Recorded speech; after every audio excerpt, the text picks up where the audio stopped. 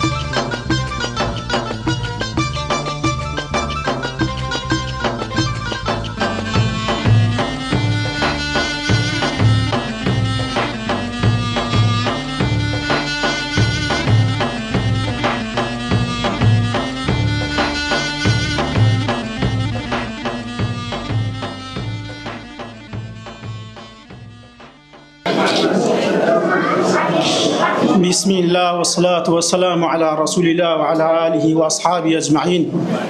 بران همولا بخير بين إن شاء الله. وەک پێشەکی با مامۆستا تاریق بفەرمێ بۆ پێشکەشکردنی چەند ئاەتی لە قورئانی پیرۆز. أعوذ بالله من الشيطان الرجيم. بسم الله الرحمن الرحيم. ألف لام ميم. ذلك الكتاب لا ريب فيه هدى للمتقين الذين يؤمنون بالغيب ويقيمون الصلاة ومما رزقناهم ينفقون والذين يؤمنون بما أنزل إليك وما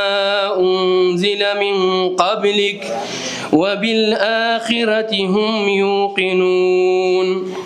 أولئك على هدى من ربهم وأولئك هم المفلحون إن الذين كفروا سواء عليهم أأنذرتهم أم لم تنذرهم لا يؤمنون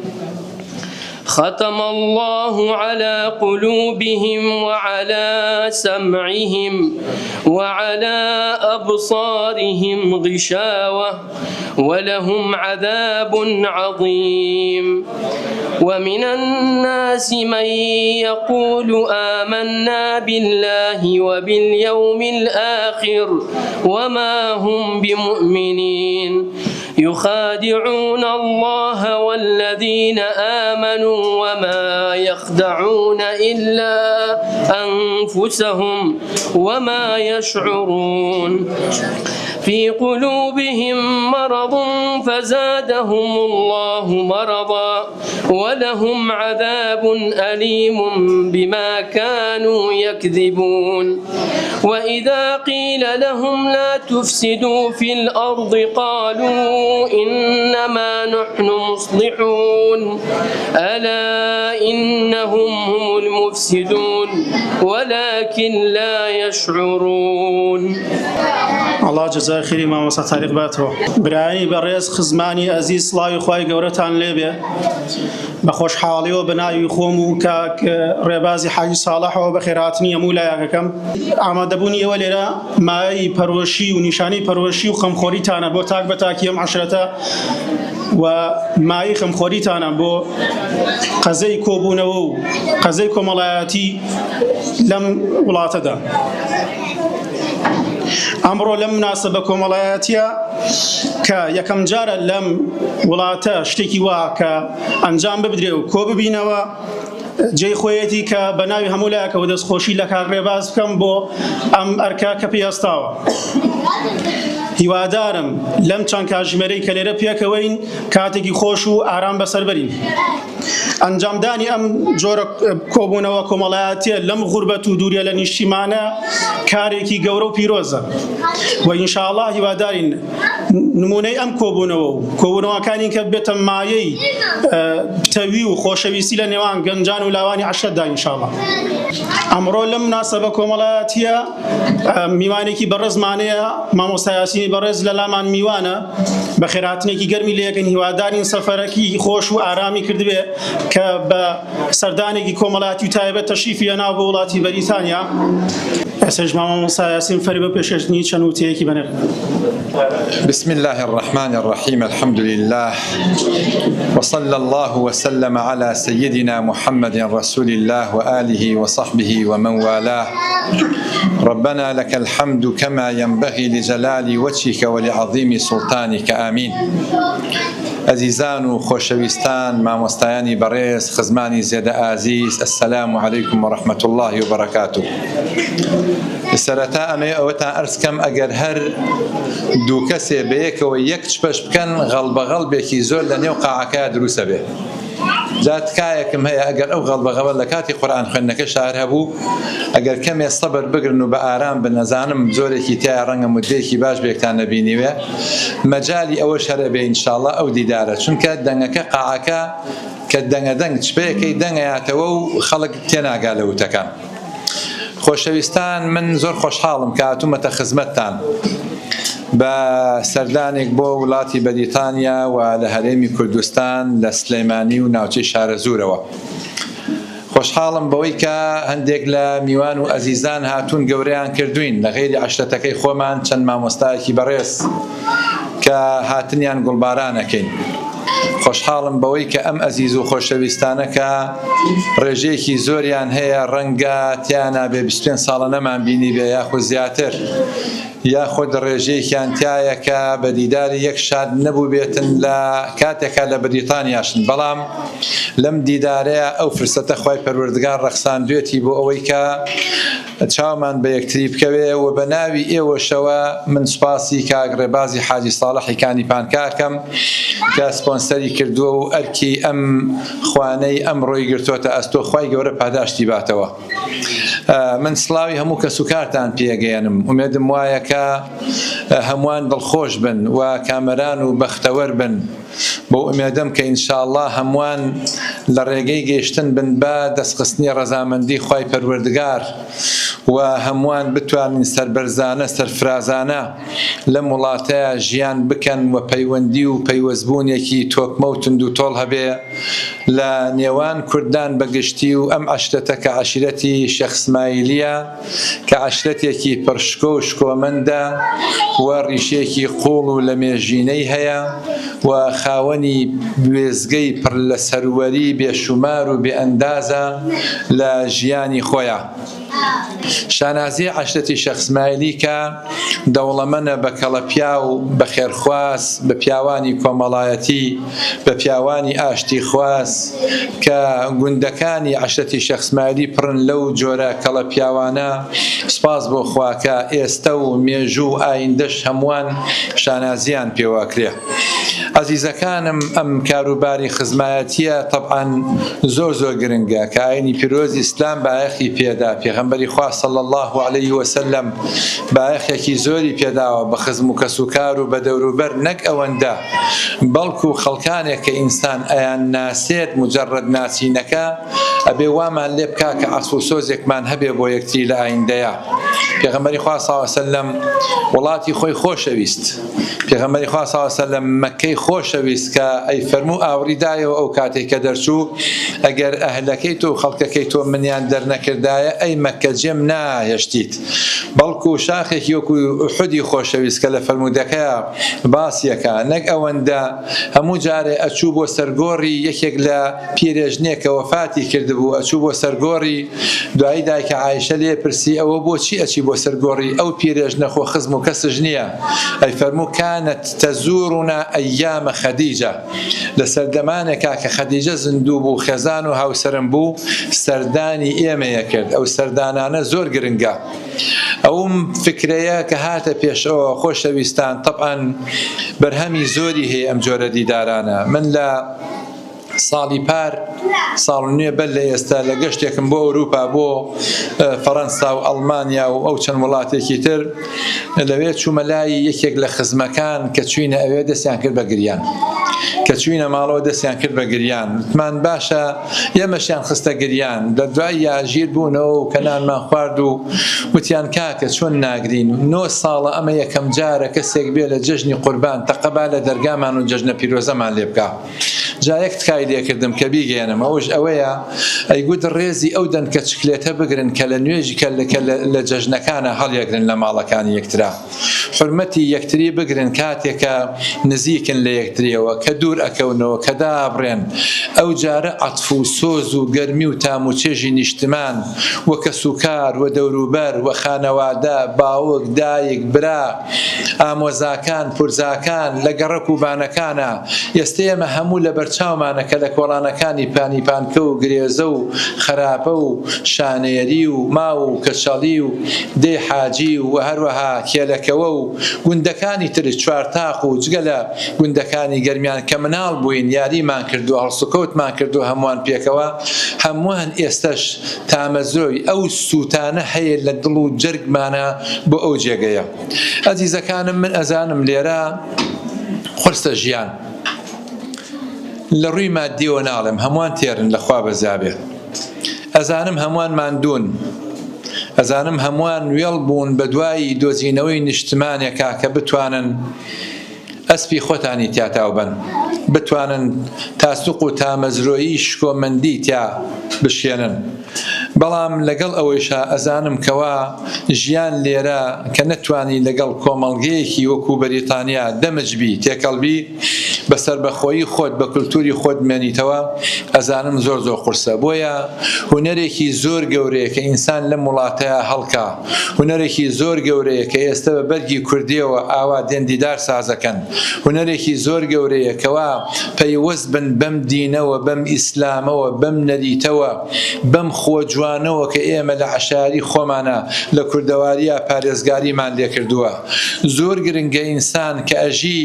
هەست بە مەعیەتی خوای پەروەردگار کە بۆی کە خوای پەروەردگار لەگەڵمانایە ئەمان بینێ گوێی لە قسەکانمانە دەستی پێمانەوەی خوای پەروەردگار ئەگەر لە نێو ئاگری شابێ معجیزە ئاسان خەڵکێک گەشتۆتە ئێرە دەستی خوای پەروەردگاری پێوە بووە بێ ئێمە هەموو ئەوانەمان لە یاد بێ. من ڕووەکەمە خوشکانی بەڕێز دایکانی بەڕێز کە حرمەت لە مێردەکانیان بگرن کە ماندووە بن کە زەحمەتە کێشن. من ئەزانم هیوا هەیە چێ ئیشی غەسلەکە لە بەیانەوە تا ئێوارە بەتابەت هاوینان بەهەرحاڵ ئێستا بەڵام زستانان لە بەری پێوە هەتا تەوقی سەری ئەتەزێ ئەلەرزێ بۆ ئەوەی پاروەنانێکی حەڵاڵ بۆ ماڵ و مناڵەکەی خۆی بەخێو بکە حرمەت لە مێردەکانتان بگرن. ڕووەکەمە پیاوەکان حرمەت لە خێزانەکانتان بگرن کە ئێوە چنە دەرەوە کە گەشتەکەن کە سەیرانەکەن کە ڕەفیق و کە سوکاری خۆتانە بینن بەڵام خێزانەکانشتان بەجێهێشتنیان لە چوارچێوەی دیوارێکە نە ڕۆژێن نە دوان نەسیان نەدە نەسەد نەمانگێ نە ساڵێ نەدا ئەوە قورسە بێ لەسەر حاڵەتی دەرونی ئافرەت تەنها پێویستی بە نان و ئاو و دیوارێک و خانوویەکی خۆش نییە پێویستی بە عەتفە بە سۆزە پێویستی بە خۆشەویستیە پێویستی بەوەیە کە بچێتە دەرەوە لە سەیرانێکا بەشدار بێ لەگەڵ خزمەکانە پێویستی بەوە هەیە کە لەگەڵ خۆتانە بیان گێڕن بۆ بازاڕێکە بۆ ماڵی دۆستە خۆشەویستەکان ئەوانەی کە خزمی یەکترین ئەوانەی کە متمانە هەیە لە نێوانتانە ئەمە کار و کایی زۆر گرنگە ئەزیزەکانم. سەبارەت بە کۆمەڵایەتیەکان ئەکرێ کە بێتە هەوێنێک بۆ مەینی ئەخلاق ڕەوشت دابوونەریتی زۆر جوان کە ئێمە لە کوردەواری خۆمان و لە ئاواییەکان و لە سیبغە و چوارچێوە و جوغز و قاڵب و بازنەی عەشایری خۆمانە ئەلحەمدوللا لە باو و باپیرانمانەوە فێر بووین و هەتا ئێستش بۆمان ماوەتەوە کە ئێمە نەزانم ئێوە ڕێژێکی زۆرتان یا هەمووتان دڵتان هەل لەوەیە و چاوەڕوانی ئەوەکەن کە ڕۆژێک لە ڕۆژان فرسەتێک بێتە پێشەوە بگەڕێنەوە بۆ زێدی خۆتان کە ئومێدمان وایە ئینشاءالله ئەوە سەر بگرێ بەس بزانن الحەمدوللا ئیسفادەتان کردووە لە ڕۆدارایەکەوە بێ لە ڕووی کولتور و کەڵچەری وڵاتانی ترەوە بێ و هەروەها لە ڕووی ئاشنابوون بێ بەوەی کە ئەمڕۆ مرۆڤایەتی بەو تەکنۆلۆژیایی کە پێی گەیشتووە لە ڕابردووە خەڵکی عەشایری خۆمان و کورد کەمتر چونکە ژێر دەستە بووین چامان نەکرابووی ئێستا سوپاس بۆخوا گەشتکردن بە فڕۆکە بوونی ئەندازیار دکتۆری پێشکەوتوو لە نێو قەوم و کەسوکارەکەی خۆمانە ئەمە خۆی بۆ خۆی دەستکەوتێکی زۆر گەورەیە. لەم خزمایەتیە ئەزیزەکانم کە من ئومێدم وایە هەتا ئەتوان خزمایەتەکانتان بەهێز بێ ئەزانم الحەمدوللا خەڵکی شێخ اسماعیلی باشی تایە ڕێژێکی زۆری تایە بەڵام ئەزانین کە دوورن گوندی وا هەیە 100 کەسی لە بریتانیایە گوندی وا هەیە ڕەنگە ئێستا گەر کۆ بێتوانێن نزیکی 300 کەس لە شوێنێکی وەکو بێرمینگهامە خێزانەکان عەدەدەکان ئەوەندە ببێ ئێستا ڕێژەیەکیان ئیشیان هەیە ڕێژەیەکیان هەندێکیان نەخۆشن هەندێکیان نەیانتوانیوە بێن و ڕێژەیەکی زۆرش ئێستا گەڕاوەتەوە بۆ هەرێمی کوردستان چونکە لە مۆختەیە گونجاو بۆ بۆیان لە خزمایەتیە لە هەر کارێکی ترا ئەزیزەکانم پێویستیمان بە نیەتێکی خاوێن هەیە پێویستیمان بە نیەتێکی خاوێن هەیە. خوای گەورە لە قورئانە کە باسی پیاومان بووکە لە مەسئلەی پیاوە خوای پەروەردگار مەبەستی تەنها پێ نێر نییە مەبەستی پێ مێینەیشە نێر و مێ مەبەستی پێ پیا و تەنها مەبەستی پێ نێر نییە مەبەستی پێ هەڵوێستە لە بە چەند مانایەک هاتووە لە قورئانە مەسەل پیا و ناوی کەلیمەی ڕیجال لە قورئانە بە چەند واتایەک هاتووە کەسیانیان زۆر سەرەکین یەکەمیان بریتیە لە رازگویی من المؤمنین رجال صدقوا ما عاهدوا الله عليه رازگویی ئەزیزەکانم لە ژن و مێردایەتیە رازگویی لە پاک و خاوێنیە رازگویی لە قسەکردنە رازگویی لە کار و کەسابەتە لە شەریکایەتیە لە کوڕ و باوکایەتیە لە کچ و دایکایەتیە رازگویی لەگەڵ هەر کەسێکە کە مامەڵاکی تەنانەت لەگەڵ درەختێکە لەگەڵ ئاژەڵێکە بۆیە مرۆڤ یەکێک لە سیفەتەکانی پیا و بریتیە لەوەی کە ئەبێ مرۆڤ ڕازگۆ بێ سیفەتی دووەمیان ئەزیزەکانم بریتیە لە خاوێنی خوای گەورە لە قورئانە فەرمێ فیه رجال يحبون أن يتطهروا پیاوگەلێک نیەتمان پاک بێ لە خزمایەتیەکەیە لە کەسایەتیەکەیە لە سەردانێکە کە ئەچی بۆ ماڵێک بێ و چاوە پارێزراو بێ ئەو نیەتە پارێزراو بێ ئەو خۆپەی دڵە پارێزراو بێ بۆ پارێزراو بێ کە هەستکەین یەقینمان هەبێ بۆی کە خوای پەروەردگار چاودێرە بەسەرمانەوە خزمایەتەکەمان نابێت چاوەڕوانی پاداش بکەین نابێت تۆ داوەتێ بکەی چاوەڕوانی بکەی کەسێک داوەتێکە بۆ بکاتەوە ناوە داوەتی پێ ناوتێ نابێت تۆ سەردانی کەسێک بکەی چاوەڕوانیەوە بی ئیلا ئەو سەردانە بکاتەوە پێغەمبەری خوا صلی الله علیه وسلم بەو شێوازە نەبووە ئینسانی گەورە ئەوانن کە هەستیان بە گیانی بەرپرسیارەتی هەیە پیاوی وا هەیە لە بنەماڵەیەکە کوڕەکەی بچێ بۆ لای یانە چێ بۆ لای ئەو خۆشەوێ خۆشەویستیمان بۆ یەکتری نابێ مەرجدار بێ وەکو ئەو دایکەی کە کوڕەکەی خۆی خۆشەوێ ئەگەر گوناهکارشکە لەو کاتەیە کە قسە بە دایکەکەی ئەڵێ کە جنەوی ناشرینیشی پێ ئێشتا ئەو دایکار خۆشەوێ خۆشەویستی نێوانمان ئەبێ مەرجدار نەبێ ئەبێ یەکمان خۆش بێ لەبەر خوا لەبەر کەسایەتی لەبەر خزمایەتی لەبەر پاکێتی لەبەر خاوێنێتی نابێ ئێمە چاوەڕوانی ئەوە بکەین کە چاکەیەک لەگەڵ کەسێکی قسمەکەی خۆماناکەین ئیلا ئەوی چاکەیەکمان لەگەڵا بکاتەوە من وەڵا لەفەیەکم بۆ کڕێ و لەفەیەکی بۆ نەکڕیوە نا ئەگەر مادام بەو چاوەڕوانیەکەی ئەوە خێریشێ ناگا و چاکەشێ ناگا و ناگەی بە ئامانجەکەی خۆشە خزمایەتیە بێ ئینسان بەردەوام بێ لەسەری یەکێک لە سیفەتەکانی خزمەتی و کەسایەتی ئەوەیە کە بەردەوام بێ ناکرێ مەسەردانێکی یە بکەین و تر قەتعی بکەین ناکرێ چاکەی لەگەڵ یەکا بکەین و تر چاکەکە خەتا بکەین ئەبێ بەردەوام بین لەو چاکەکاریە ها کۆمەڵی ڕیسپی هەبووە لە هەر گوندێکی خۆمانە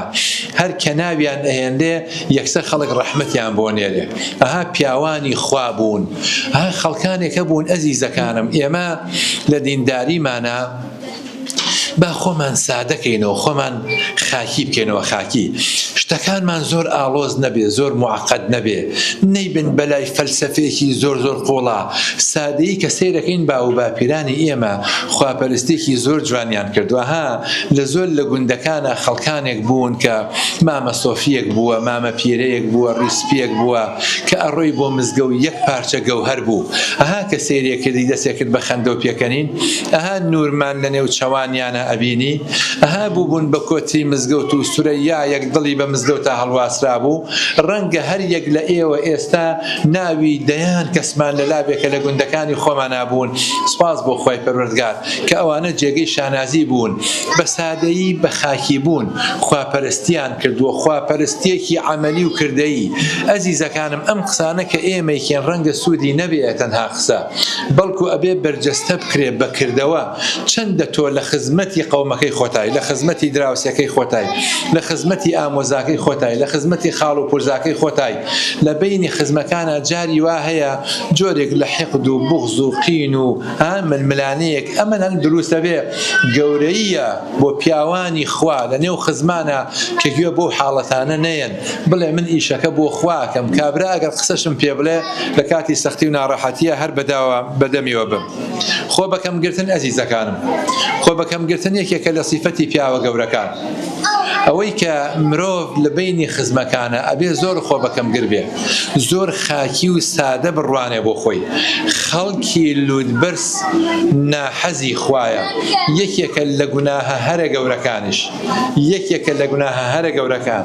لە کتێبەکانە هاتووە قیسەسی ئیسرائیلیە بەنی ئیسرائیل ئاڵێ جارێکیان سەیدنا عیسا ئەچوو بەڕێیە، کە ئەچوو بەڕێیە لەگەڵ حەواریەکان و پیاوەکانی دەور و پشتیا بوو، کەسێکش کە زۆر پیاوکوش بوو، تاوانبار بوو، لەسەر گردێک گۆستا بوو، ئاوا سەیری عیسای کرد، یەک کوت لە نورە قەوارەیەکە لە نور ئەڕوا بەڕێیە، ئەڵێ کە ڕۆی وتی باشە من بۆ نەچم بۆ لای ئەم پیاوەی خوا دەست خەمە نێو دەستێەوە تەوبە بکەم، با تەوبە بکەم و بگەڕێمەوە. ئەڵێ ئەڕۆی بەڕێیا شوێنیان کەو بۆ ئەوی تەوبە بکە. یەکێک لە پیاوانی عیسا ئاوڕی یایەوە بۆ لای ئەم پیاوە کە بە دوایان ناڕۆی بە چاوێکی بێڕێزی و احتیقارەوە سەرزەنشتەوە سەیری کرد، ئەویش تەریق بۆەوە گەڕایەوە، کە گەڕایەوە تەواو تەوبەکەی نەکرد. لەو کاتەیە پەیام ها بۆ خۆی بۆ عیسا لەلایەن خۆی پەروەردگارەوە، ئەی عیسا عەبدێکی من کە گوناهبار بۆتە ئێستا شوێن تۆکەوە بۆ ئەوەی کە بێت تەوبە بکە، بەڵام کەسێک لە حەواریەکانی تۆ کە خۆی زۆر بەخوا ناتەزانێ بە چاوێکی بێڕێزیەوە بۆی ڕوانی و سەیری کرد. ئەی عیسا پێی ڕابگەیەنە بەو عەبدە کە شوێن تۆکەوە بۆی تەوبە بکە، ئەوە لە هەموو گوناهەکانی خۆش بووم،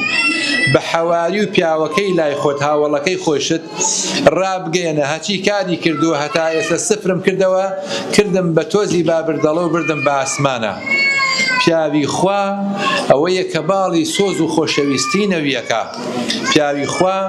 ئەوەیە کە هەست ئەکا ئەمە مرۆڤێکی سادەیە، کەسی متەواضع خاکی بۆ خۆشەویستە، چونکە گوزارش لە حەقیقەتی خۆیەکە. کەسێک کە خاکی بێ کە متەواضع بێ بۆ خۆشەویستە، چونکە گوزارش لە حەقیقەتی خۆیەکە، ڕاستیەکەی خۆی چۆنە ئاوا خۆی دەرەخە.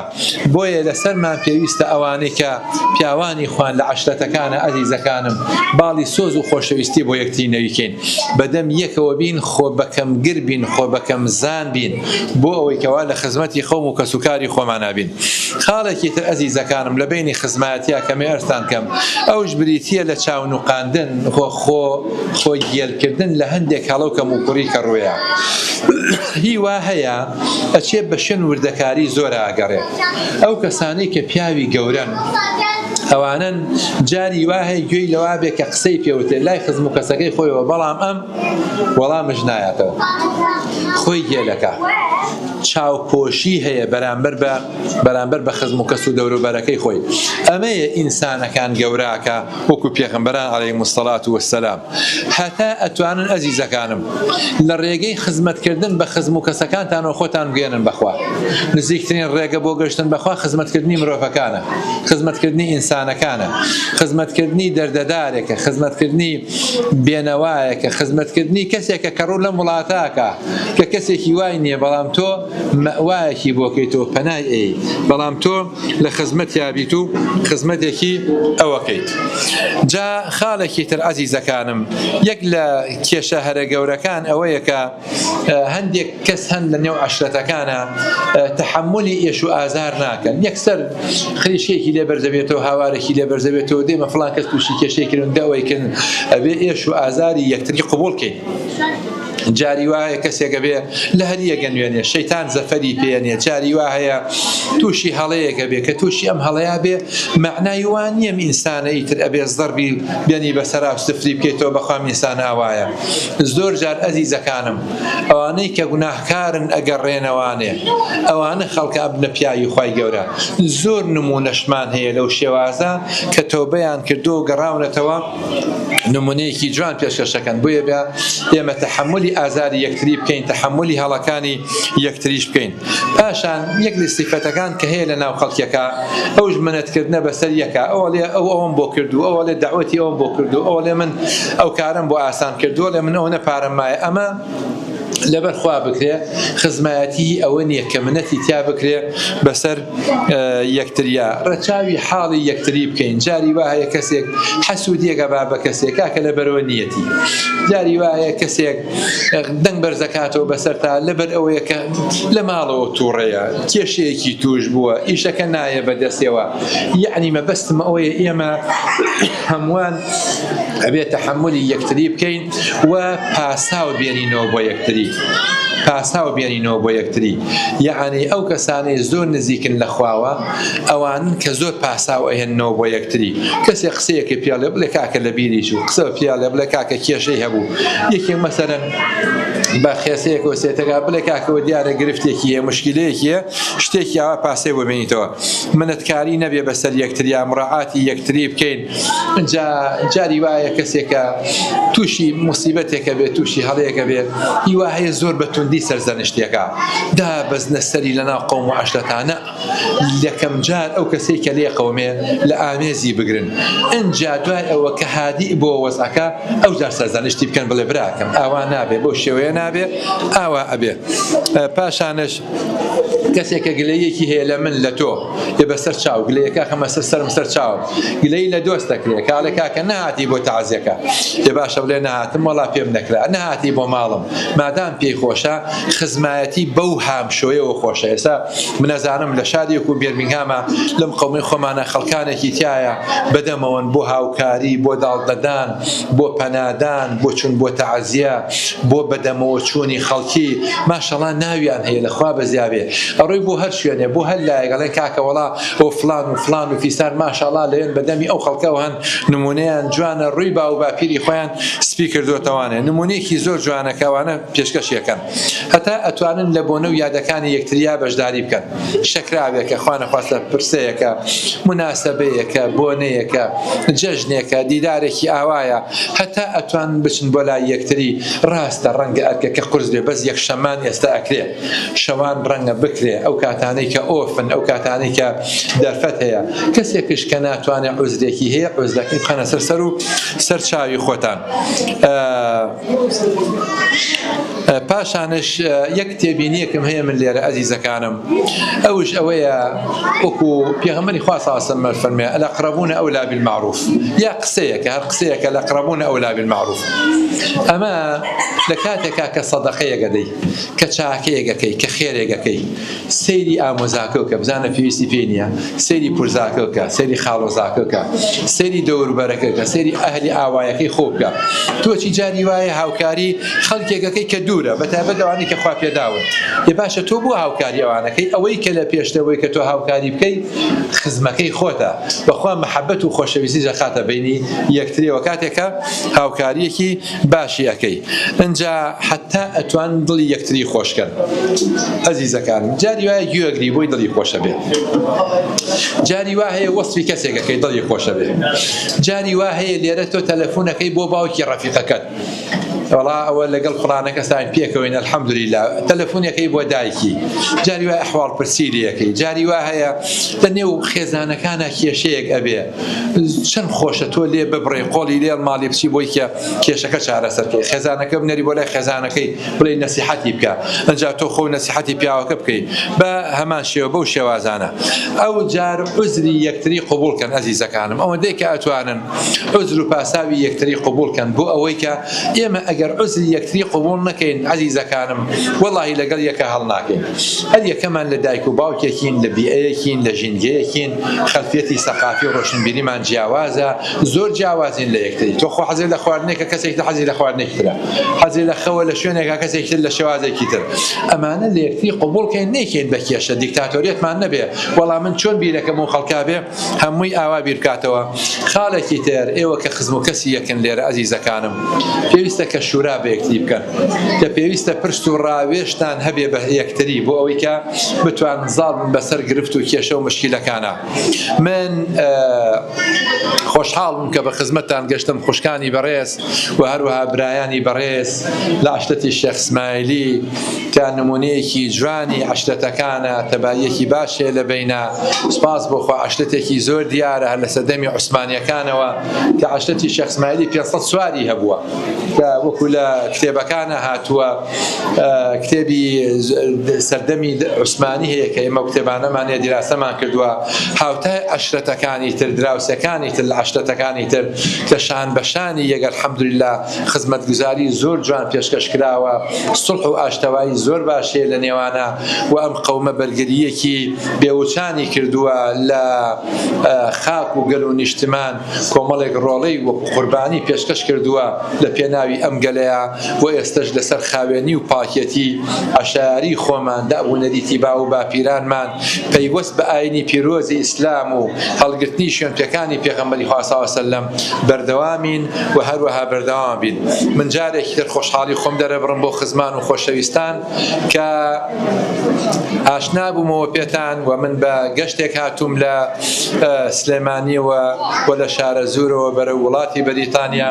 خۆشحاڵم بۆی کە شاد بووم بە دیداری جوان و ناستارتان هاتنتان گوڵبارانەکەم و یەک دنیا ڕێز و خۆشەویستیم هەیە بۆتان و سەلام و خۆشەویستی یەک بە یەکی ئەو قەوما گەێنم بە ئێوە. خوای گەورە یار و یاوەری هەمووان بێ. وەسەلام عەلەیکم وەڕەحمەت الله وبەرەکاتوه. ئێستش بە مامۆستا تاریق فەرمی بۆ پێشکەشکردنی نەشیدەک. سەرەتا سەلام عەلەیکم وەڕەحمەت الله وبەرەکاتوه. بەخێرهاتنی هەموو ئەو بەڕێزانەکەین کە ئەلەم ڕۆژە کۆبوونەتەوە لێرە پیرۆزبایان لێکەم بە بۆنی ئەم ڕۆژە خۆشەوە و داواکارم لە خوای گەورە بەرەکەت بخاتە نێوان هەموویانەوە و برایەتی لەسەر ئەم ئیسلامە بخاتە بینی هەموو ئەو بەڕێزانەوە. پێم خۆشە ئینشاءالله بە سرودێک لە خزمەتی بەڕێزتان بم ئینشاءالله. تێش و سباینت هەڵگرە کە ڕێبواری سەرسەفەری تێشوی سباینت هەڵگرە کە ڕێبواری سەرسەفەری بەس دنیا بە کوڵتەبە کە نازانی بۆ کوێی بەری کە نازانی بۆ کوێی بەری کۆکردنەوەیەت بۆ خەڵکیە و هەر بۆ خەڵکیش کۆڵبەری ڕێی تێشودارانت دەوێیە بە تەماشنی تێشوبەری پڕکە تێشو کە ئێستاکە لەبەردایە شەوی تاریکت لە پێشە ڕێگا احتیاجی چرایە ڕێگا احتیاجی چرایە زۆر جار لەگەڵ خەڵکیان تەرمت بۆ گۆڕستان بردووە ڕۆژێ دەبێین تۆ دەبێیە کە خەڵکی هەڵیان گرتووە ڕۆژێ دەبێین تۆ دەبێیە کە خەڵکی هەڵیان گرتووە تێش و سباینت هەڵگرە کە ڕێبواری سەرسەفەری بەس دنیا بە کوڵتەبە کە نازانی بۆ کوێی بەری کە نازانی بۆ کوێی بەری کۆکردنەوەیەت بۆ خەڵکیە و هەر بۆ خەڵکیش کۆڵبەری ڕێی تێشودارانت دەوێیە بە تەماشنی تێشوبەری. السلام علیکم ورحمة الله وبركاته.